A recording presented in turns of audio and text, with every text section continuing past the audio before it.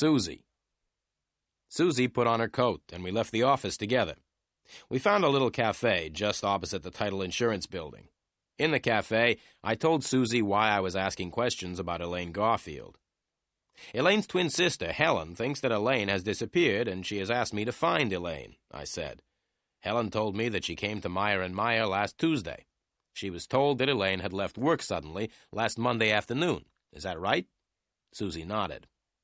At least part of it's right, she said.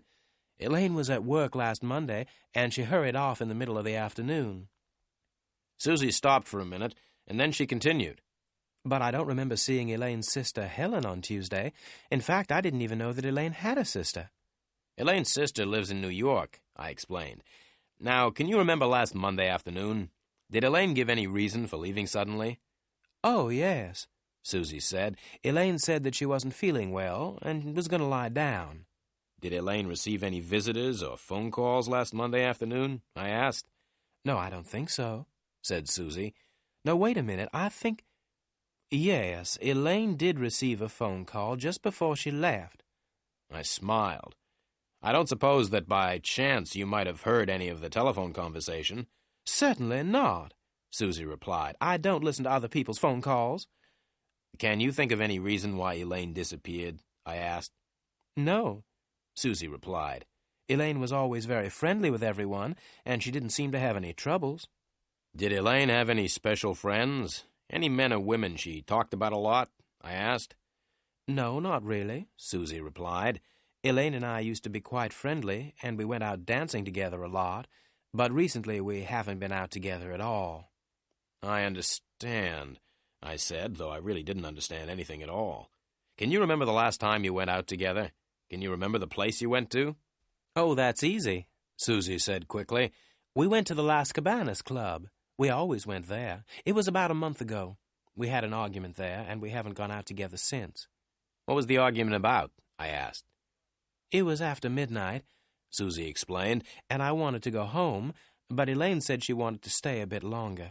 She said that she had met a wonderful man and didn't want to leave. I said I was going home, and I left Elaine in the club. After that evening, one thing led to another. What do you mean? I asked. One thing led to another. Susie smiled. I often spoke to Elaine about the man she had met. Elaine thought he was wonderful. I told her that he was no good at all. What did Elaine say when you told her that? I asked with interest. She became very angry, replied Susie. We haven't been out dancing together since then. I paid for the coffee.